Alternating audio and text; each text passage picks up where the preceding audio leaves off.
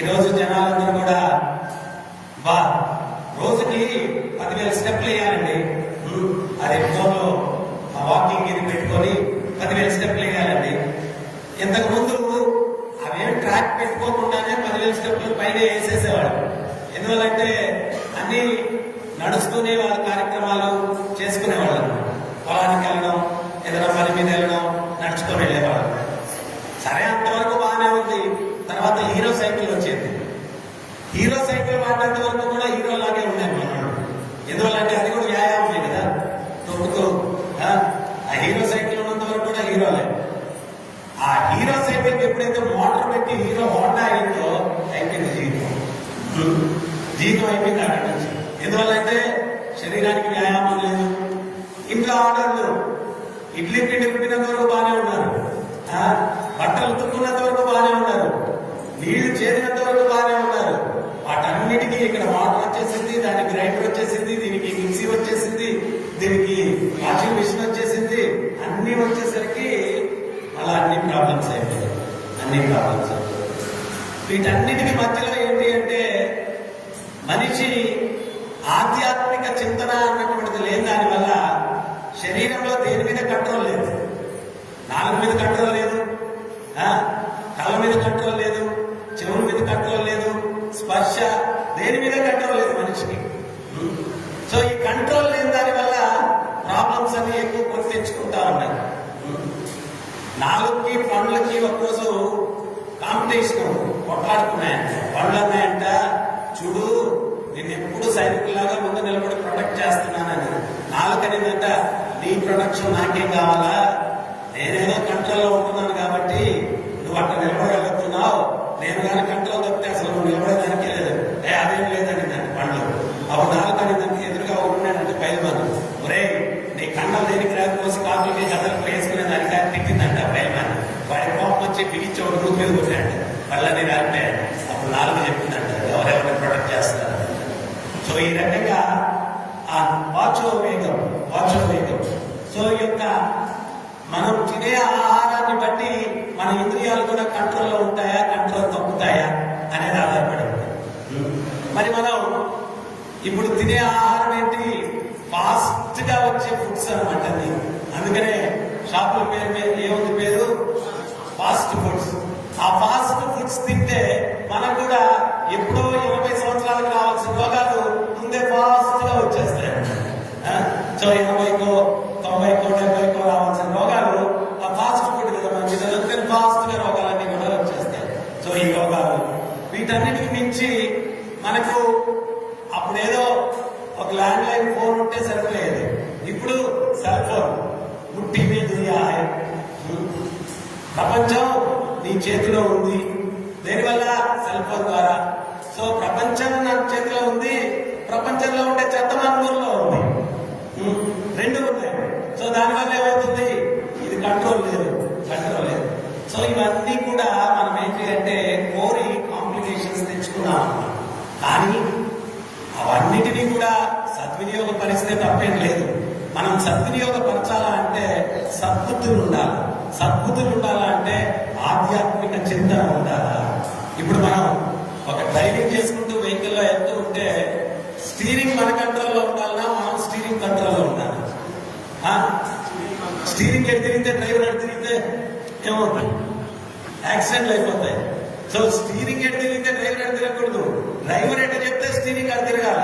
So అదే రకంగా జీవుడు ఎట చెప్తే మనసు, ఈ ఇంద్రియాలు ఇవన్నీ పనిచేయాలి. కానీ అವೆట్ట తిరిగితే మనం అట్లా తిరిగామనుకోండి, ఎట్లాగా స్టీరింగ్ కంట్రోల్లో డ్రైవర్ ఉంటే ప్రాబ్లమ్స్ అవుతాయో మనకు కూడా అట్లాగే ప్రాబ్లమ్స్ ఉంటాయి. కళ్ళు ఏం చెప్తే చేయకూడదు, చెవులు ఏం వింటే ఏం చేయకూడదు, నాలుకేం చెప్తే చేయకూడదు. ఇంద్రియాలు, అవయవాలు ఇవన్నీ కూడా మనసుని ఆత్మ ఆధీనంలోకి తీసుకోవాలా. అప్పుడు మనకు ప్రయాణం అన్నటువంటిది సుఖవంతంగా ఉంటుందన్నమాట. దానికి ఖచ్చితంగా మనకు కావాల్సింది ఏంటి అంటే ఆధ్యాత్మిక చింతన. ఈ మనసుని, ఈ ఇంద్రియాలని మన ఆధీనంలో పెట్టుకోవాలంటే ఇప్పుడు మాట పెరిగిపోద్ది, మాట్లాడ వచ్చేస్తుంది. ఇద్దరు కొట్లాట వస్తే ఏమవుతుంది, అదంతా పోద్దా, రోజంతా అదే తింటూ అదే ఉంటుంది. అవునా? ఎప్పుడన్నా కష్టపడ్డారనుకోండి రోజంతా అదే. కానీ దాన్ని ఎట్లా నిగ్రహించుకోవాలా, అది ఒక ఐడియా ఉండాలి మనకు. బుద్ధుడు ఒకసారి భిక్షాటనకి వెళ్తాడు. వెళ్తే ఒక ఆమె నోటికి వచ్చినట్టు తిరుగుతుంది. ఏమి దుర్మతులు పెరిగారు, అడుగునేదేంటి, కష్టపడితే చేయొచ్చు కదా, రామనామం ఏదేదో అంటున్నారు. ఆయన ఏం మాట్లాడతారు, శిష్యులు కోపం వస్తూ ఉంటుంది, కంట్రోల్లో పెడతాడు వాళ్ళు. అంతా అయిపోయిన తర్వాత బుద్ధుడు ఏమంటాడంటే, ఆయన చేతిలో భిక్ష పాత్ర ఉంటుంది. అమ్మా, ఈ భిక్ష పాత్ర నీకు ఇస్తే నువ్వు తీసుకుంటావా? నాకెందుకు నీ భిక్ష పాత్ర, నాకేమవుతో, మరి నేను ఇచ్చి నువ్వు తీసుకోకపోతే ఏమవుతామా, అది నీదే అవుతుంది అని. అప్పుడు బుద్ధుడు అంటాడు, నువ్వు తిట్టిన తిట్లన్నీ నేను తీసుకోకపోతే ఏమవుతామా అని. నావే అవుతాయి, సో నేను తీసుకోలేదు. సో మనం కూడా ఎవరైనా ఏదైనా అంటారు, ఎందుకు తీసుకోవాలా? మనం ఒకవేళ 70 కేజీలు బరువు ఉన్నాం అనుకోండి, ఎవడా అన్నాడు, నువ్వు 40 కేజీలే ఉన్నావురా అన్నాడు. నీ బరువు నీకు తెలుసు, వాడు 40 అంటే ఏంటి, 30 అంటే ఏంటి. లేదు నేను 70 కొట్లాడటం దేనికి, నీ బరువు అంటే నీకు తెలుసు కదా, సో వదిలేయి. అట్లాగే నీ క్యారెక్టర్ ఏంటో తెలుసు, నువ్వేంటో తెలుసు. ఒకరు అన్నంత మాత్రం మనం కంపు చెందాల్సినటువంటి అవసరం లేదు. తర్వాత నాకేమన్నా, నేను ఏదన్నా ఎవరన్నా ఘర్షణ పడ్డా, ఏదైనా సంఘటన జరిగినా దాన్ని ఏం చేస్తాం, క్యారీ చేస్తూ ఉంటాం. ఒక 3 బ్రహ్మచారులు ప్రయాణం చేసి వెళ్తున్నారంట.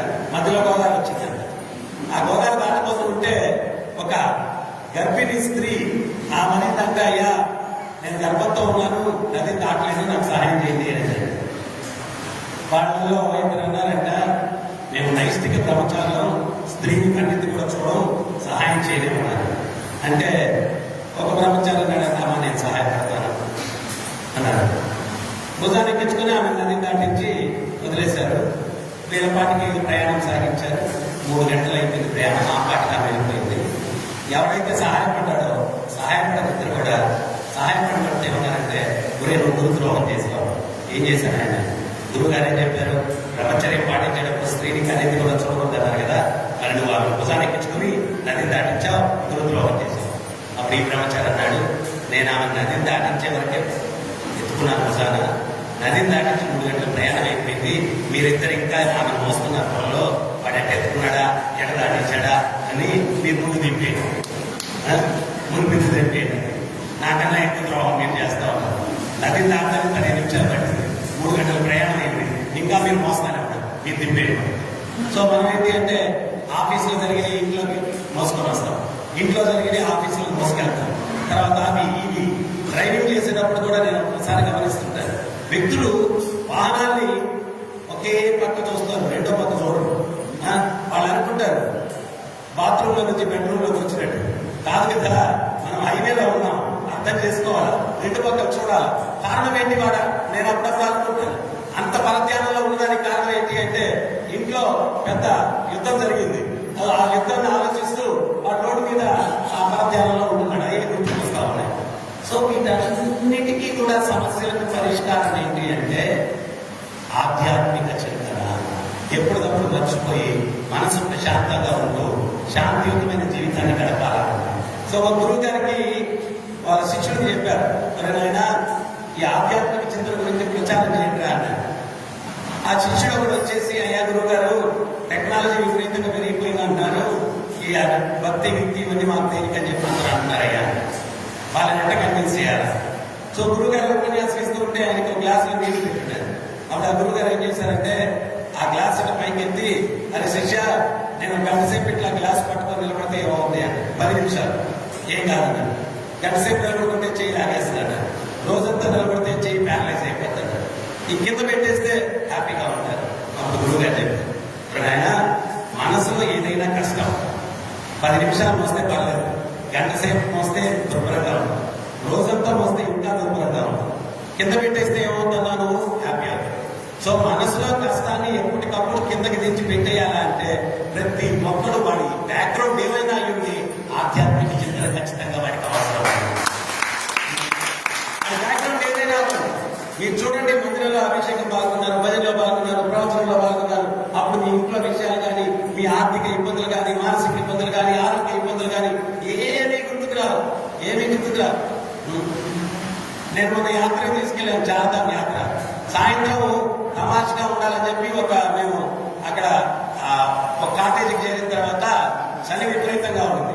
అక్కడ మంటలు పెట్టేసి హరే కృష్ణ కీర్తన చేస్తూ ఉంటారు, మ్యూజికల్ చైర్స్, మీరు చుట్టూ తిరుగుతున్నారు, కీర్తన ఆపేస్తే మీరు కూర్చోవాలా అన్నారు.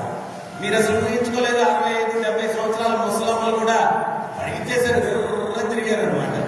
వాళ్ళు ఆట అయిపోయిన తర్వాత మళ్ళా ఆ గెస్ట్ హౌస్ పెట్టి ఎక్కడానికి అయ్యో అంటాయి. అప్పటి వరకు ఆ కీర్తన జరుగుతూ ఉండింది, వాళ్ళకి నొప్పులు ఏమనిపించలేదు అనమాట. నేను అదే వాళ్ళకి చెప్పాను, మీరు ఆ కీర్తనలో ఉన్నంత వరకు పరిగెత్తేశారు, ఏ నొప్పులు మీకు తెలియలేదు. అట్లాగే ఆ కీర్తన భావన రోజంతా పెట్టుకుంటే ఏ నొప్పి మిమ్మల్ని అంత పెట్టదు, సో ఎప్పుడు కూడా ఆధ్యాత్మిక చైతన్యం, కృష్ణ చైతన్యం, దాంట్లో మనం ఎప్పుడైతే ఉంటామో ఏది కూడా మనల్ని ఇబ్బంది పెట్టదు. సో అందువల్ల ఒక్కొక్క యుగానికి ఒక్కొక్క యుగ ధర్మం చెప్పారు. కలియుగంలో ఏంటి అంటే నామ సంకీర్తన, హృదయధ్యాయతో విష్ణు ప్రేతాయాజనతో మకై ద్వాపరే పరిచర్యస్య కలౌత పరికీర్తన. సత్యయుగంలో తపస్సులు, త్రేతాయుగంలో యజ్ఞ యాగాదులు, ద్వాపరయుగంలో విగ్రహారాధన, కలియుగంలో నామ సంకీర్తన. హరే కృష్ణ హరే కృష్ణ కృష్ణ కృష్ణ హరే హరే హరే రామ హరే రామ రామ రామ హరే హరే. ఇది షౌడశకనాంనాం కలికల్ముషనాశనం నాతనో పర్తనోపాయత్ సర్వవేదేషు దృశ్యతి. ఈ 16 పదాలైన భగవంతుడు ఎవరైతే జపిస్తారో కలికల్ముషనాశనం, కలికాలంలో ఉండే కల్ముషాలన్నీ కూడా నాశనం అవుతాయి. నాతనో పర్తనోపాయత్ సర్వవేదేషు దృశ్యతి. వేదాలు మొదటి నుంచి చివరి దాకా తిరగలేసిన ఇంతకు మించిన తరుణోపాయం లేదు. ఈ నామం ఏం చేస్తుంది తెలుసా? మంటల్లో ఇనుముని పెడితే ఆ మంటలకు ఉండే లక్షణాలన్నీ ఇనుముకు వస్తాయి. నామం ఎవరిది? భగవంతుడు. ఆయన నామం ఎవరైతే చేస్తారో మనలో ఉన్న దుర్గుణాలన్నీ పోయి సద్గుణాలు వస్తాయి. సద్గుణాలు ఎప్పుడైతే వస్తాయో అప్పుడు సత్కర్మలు చేస్తాం. సత్కర్మలు ఎప్పుడైతే చేస్తామో అప్పుడు సత్ఫలితాలు పొందుతాం. సుఖంగా జీవించేదానికి ఇది సూత్రం. అంతేగాని మనం అన్ని పరిమాణ పనులు చేసేసి నేను హ్యాపీగా ఉండాలంటే ఒకరు మామిడి విత్తనం వేస్తే మామిడి చెట్టే వస్తుంది, సపోటా చెట్టు వస్తుందా రాజమండ్రిలో ఏమన్నా? లేదు కదా. అదే రకంగా పాపం పని చేస్తే దాని ఫలితం దుఃఖం వస్తుంది, పుణ్యం పని చేస్తే దాని ఫలితం సుఖం వస్తుంది. సుఖ దుఃఖాలకి ఇది కారణము. ఇది యూనివర్సల్ లా. వేరే మతాలు చెప్తాయి మీరు ఏ పాపం చేసేస్తే మా దగ్గరికి వస్తే పెద్ద పెద్ద క్యాన్లు పెట్టుకున్నాం, క్యాన్ కడిగేస్తాం, అది ఇది ఏం జరగవు. ఒకటే చట్టం ప్రపంచ సృష్టి అంతా కూడా. పాపం పుణ్యం ఈ రెండు నాకొద్దు భర్తీ చేసుకుంటా అంటే మోక్షం. ఇంతే. ఇది ఇదేదో పొలిటికల్ పార్టీ కాదు. మా కోటేస్తే మీకు బీరువా ఇస్తాం, మా కోటేస్తే బిల్లు ఇస్తాం కాదు. సో ఇన్ని రకాల దేవుడు లేరు, ఒకే దేవుడు, ఒకే చట్టం, ప్రపంచం అంతా సృష్టి అంతా కూడా. ఇది మనం అర్థం చేసుకోవాలి. అయితే ఈ యొక్క భక్తి ద్వారా మనలో పరివర్తన కలుగుతుంది. ఒకరోజు ఒక దేవాలయంలో ఉపన్యాసం జరుగుతుంది. ఆ ఉపన్యాసానికి దొంగ వచ్చాడు. దొంగ వస్తే ఆ ఉపన్యాసం చెప్తున్నాడు, కృష్ణుడి గురించి వర్ణిస్తున్నాడు. కృష్ణుడికి ఉదయంతో యశోదమ్మ పావన సరోవరంలో చక్కగా స్నానం చేయించి వజ్ర వైడూర్యాలు కలిగినటువంటి ఆభరణాలన్నీ కూడా అలంకరింపజేసేది. ఒక్కసారి గోపికలు ఏమా యశోదమ్మ చెప్పిందంట, చీకటి గదిలో పెట్టుకోవచ్చు కదా వెన్న మీగడ ఇవన్నీ, వాడి కనపడకుండా ఉంటుంది, దొంగతనం చేయకుండా ఉంటాడంటే అప్పుడు ఆ గోపికలు అనేవాడు, అమ్మా మొదలే సూర్య సమాన తేజంతో ఉంటాడు మీ వాడు, దానికి పైపెచ్చి నువ్వు వజ్ర వైడూర్యాలు కలిగిన ఆభరణాలు వేస్తావు. ఈ రెండిటి యొక్క తేజస్సులో చీకటి ఎక్కడ ఉంటుందమ్మా, వాడెక్కడెళ్తే అక్కడ వెలుగు, వాడెక్కడెళ్తే అక్కడ వెలుగు అని చెప్పంటే అప్పుడు నేను ఈ ప్రవచనంలో తినేసి ఆ దొంగ ఒరే నేను చిన్న ఉంగరాలు, చిన్న చురుపోగులు ఇవి కొట్టేసి జీవితం గడుపుతున్నాను. ఆడలో పాలకులు కృష్ణుడంట, ఇంటి నిండా బంగారు ఆభరణాలంట, వజ్ర వైడూర్యాలంట. అతని దగ్గరికి వెళ్ళి అడిగాను కొట్టేసామనుకో కాలు మీద కాలు కాదు తల మీద కాలేసుకుంటారు కేజీ జీవితం అంతా అని చెప్పి ఆడు ఆ బయట ఎవరో ఉంటారు కదా ప్రవచనం జరుగుతుంటే మన భక్తులు కూడా కొంచెం బయట బయట తిరుగుతూ ఉంటారు. ప్రవచనం జరిగే వాళ్ళని అడిగాడు, ఏమయ్యా కృష్ణుడు ఎక్కడ ఉంటాడు అన్నాడు. బృందావనంలో ఉంటాడు. వాళ్ళ అడ్రస్ గిడ్రస్ తల్లిదండ్రులు ఏంటే అమ్మ పేరు యశోదమ్మ, తన నాన్న పేరు నంద మహారాజు, ఊరి పేరు బృందావనం. సరే వీడు ఇంతకుముందు పెన్ను సెల్ ఫోన్లు సేవ్ చేసుకోవడం ఇవన్నీ లేవు కదా, ఏడ పెట్టుకోవాలన్నీ కూడా. అందుకని వీడేంటంటే బయలుదేరాడు. బృందావనం ఊరు, అమ్మ నాన్న నందబాబా యశోదమ్మ, పిల్లాడి పేరు కృష్ణుడు అని నందబాబా యశోదమ్మ కృష్ణుడు. బృందావనం నందబాబా యశోదమ్మ కృష్ణుడు. ఏం మీరు చెప్పరా మీకు బంగారా? చెప్పండి. బృందావనం బృందావనం నందబాబా యశోదమ్మ కృష్ణ కన్నయ్య నందబాబా యశోదమ్మ బృందావనం. తద్ధామం బృందావనం. భగవంతుడు శాశ్వత నివాస స్థలం ఏదంటే బృందావనం. భగవంతుడిని సృష్టిస్తే ఎంత ఫలితం వస్తుందో బృందావనం అంటే కూడా అంతే ఫలితం వస్తుంది. ఆయన బంధువులు వాళ్ళని సృష్టించినా కానీ అదే ఫలితం. భక్తుల్ని భగవంతుడు అంటాడు, నన్ను కీర్తించేదానికన్నా నా భక్తుల్ని కీర్తిస్తే నేను ఇంకా సంతృప్తి చెందుతాను అని. సో అందువల్ల ఇట్లా అనుకుంటా వీడు ఎప్పుడైతే ఇది మొదలు పెట్టాడో భక్తి ఖాతా మొదలైంది. భక్తి ఖాతా మొదలైంది. మేము కూడా అందరినీ హరే కృష్ణ అని అనిపిస్తాం. ఎందుకంటే ఏ రోజు హరే కృష్ణ అంటామో ఆ రోజు భక్తి అకౌంట్ ఓపెన్ అవుతుంది మనం. ఇంకా ఆ రోజు నుంచి చేసే ప్రతి ఒక్కటి యాడ్ అవుతా ఉంటుంది దాంట్లో అకౌంట్. సో వీడికి 6 నెలలో 7 నెలలో పట్టింది అక్కడ పోవడం. దక్షిణ దేశం నుంచి పోవాలి కదా. తీరా అక్కడికి వెళ్ళాడు.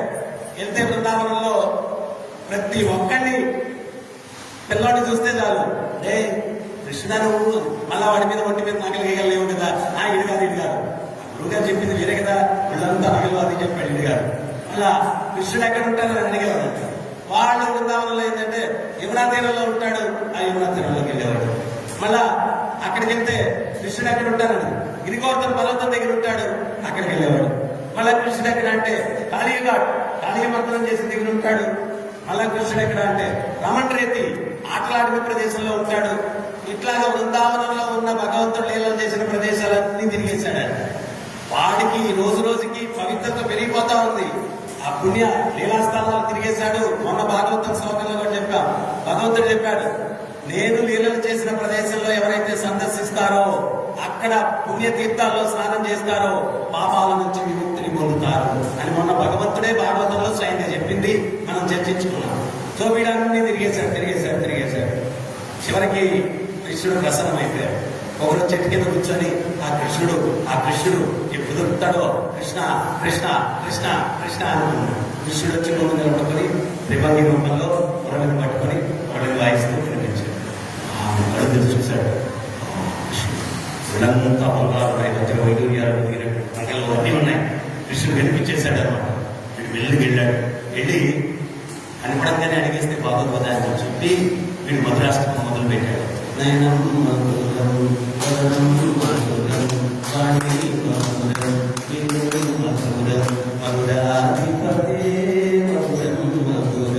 అని చెప్పి నీ కళ్ళెంత బాగున్నాయ్యా, నీ వేణుగానం ఎంత బాగుందయ్యా, నీ ముఖం ఎంత బాగుందయ్యా, నీ రూపం ఎంత బాగుందయ్యా అని చెప్పి పొగడ్డ మొదలు పెట్టి బాగా పొగిడి అప్పుడు ఏ బాబు నువ్వు చిన్నపిల్లడే కదా, ఇది నగలు చాలా బరువుగా లేవు నీకు, అయినా ఇక్కడ నీకు దేనికి, నాకు ఇవ్వచ్చు కదా అని.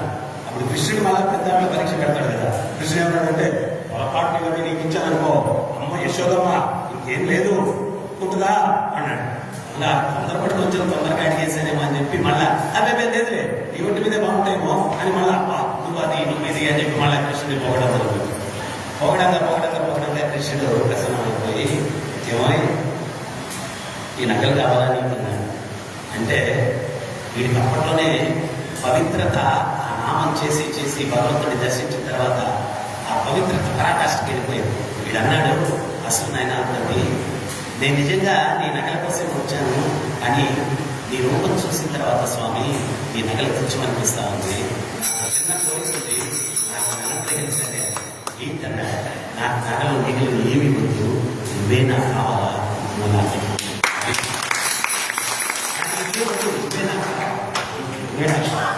సో అట్లాగా మనం భగవత్ నామం అన్నటువంటిది చేస్తూ ఉంటే ఆ భగవంతుడు మనకు వశమవుతాడు. ఈ ప్రాపంచిక విషయాలు, ఈ బాధలు, ఈ కష్టాలు, ఈ కలతలు అన్నిటి నుంచి కూడా విముక్తిని పొందుతా ఉన్నాం.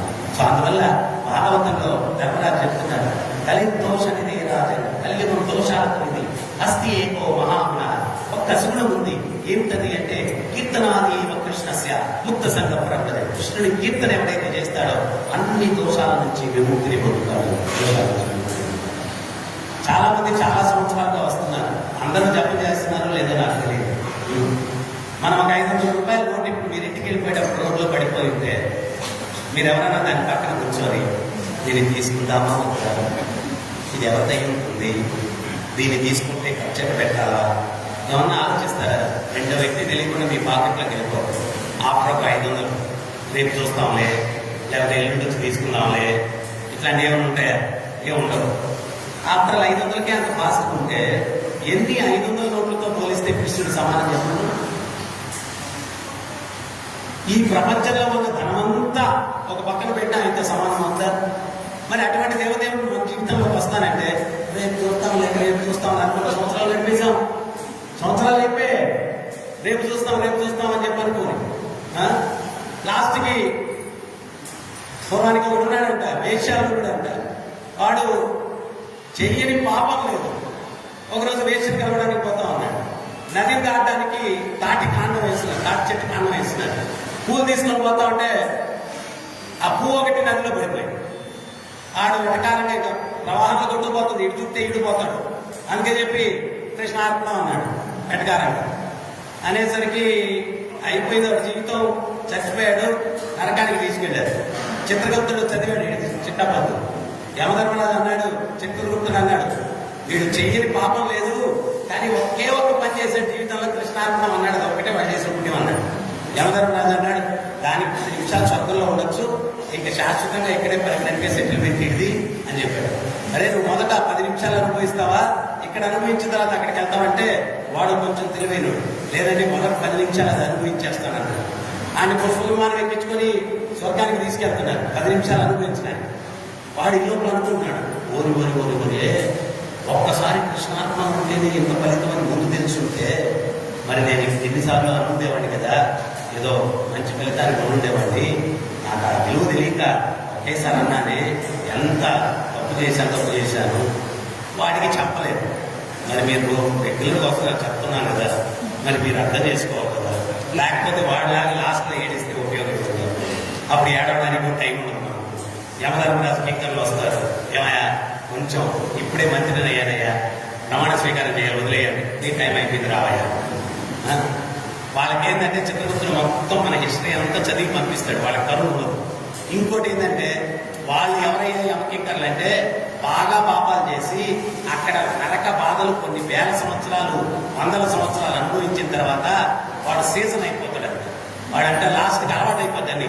మంటలో దూసేస్తావా, నువ్వేం తగ్గం నేను దూకేస్తుంటాడు. అటువంటి వాళ్ళు యమకింకర్లు చేస్తారు. భాగవతంలో వర్ణన ఉంది. సీజన్ అయిపోయిన వాళ్ళు యమకింకరు. సో వాళ్ళు బాగా అనుభవించేశారు కదా, మరి మనం దొరికితే వాడికి లడ్డులాగా మనం కొట్టారు, తిట్టారు, నరికారు, మార్చారు, ఇలా తీసుకెళ్ళి మనం చేయాలి. వాళ్ళకి కరుణ ఉండదు. సో అందువల్ల అప్పుడు మనకు టైం ఉండదు, ఇవన్నీ ఉండవు. మనం ఏంటి అంటే వీడు ఆ పుష్ప విమానంలో వెళ్ళేటప్పుడు ఇవన్నీ ఆలోచించి ఆ పుష్ప విమానం స్వర్గంలో ఆగంగానే ఉద్యానవనం లాగిందంట. ఎగిరి దూకేసి పరిగెట్టుకుంటూ ఒక చెట్టు నిండు పూలు కూర్చున్నాయండి. పరపర అన్ని పూలు కోసేసుకొని ఆ దోశ ప్లేట్ చేతిలో పెట్టుకొని కృష్ణార్పణం కృష్ణార్పణం కృష్ణార్పణం కృష్ణార్పణం కృష్ణార్పణం కృష్ణార్పణం కృష్ణార్పణం కృష్ణార్పణం కృష్ణార్పణం కృష్ణార్పణం కృష్ణార్పణం కృష్ణార్పణం కృష్ణార్పణం మీరు అన్నారా? కృష్ణార్పణం కృష్ణార్పణం కృష్ణార్పణం కృష్ణార్పణం కృష్ణార్పణం కృష్ణార్పణం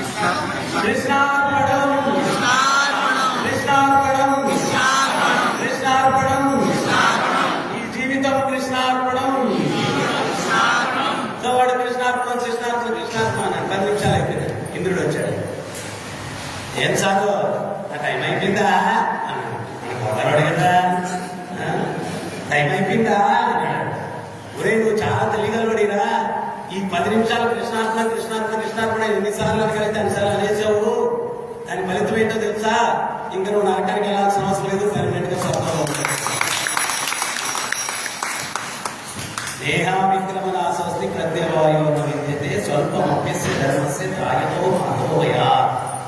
ఆ ముక్తి ప్రదాత అయిన ముకుందునికి పాదపద్మాలకు చేసుకున్న స్వల్ప ధర్మమే త్రాయతో మాధోభయ. ఈ భయంకరమైన మృత్యువు నుంచి కూడా మనం కాపాడుతాం. మన బ్యాంక్ బ్యాలెన్స్లు కాదు, మన ఆస్తులు కాదు, అంతస్తులు కాదు, పరివారం కాదు. సో అందువల్ల చడని పదార్థం హరిసేవ శుభస్య శీఘ్రం. శుభకరమైంది ఏదైనా కానీ ఇమీడియట్ గా తీసుకోవాలి. మనం 500కే అంత ఫాస్ట్ ఉండేటప్పుడు కృష్ణుడు మీ జీవితంలోకి వస్తే పోస్ట్పోన్ చేయొద్దు. ఈ రోజు నుంచే భగవద్నామం చేసి ధరించండి. హరే కృష్ణ హరే కృష్ణ కృష్ణ కృష్ణ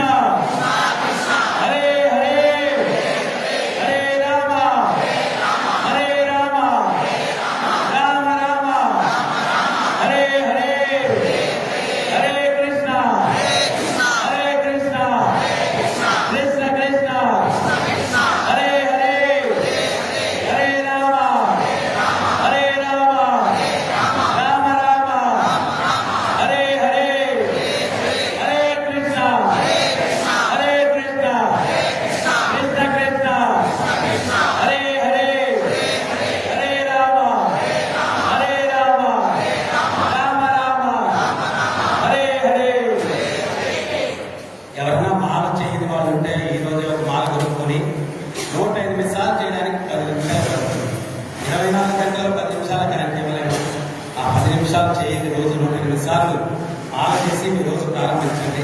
మీ జీవితంలో ఎటువంటి అద్భుతాలు జరుగుతాయో మీరే చెప్పచ్చు. హరే కృష్ణ.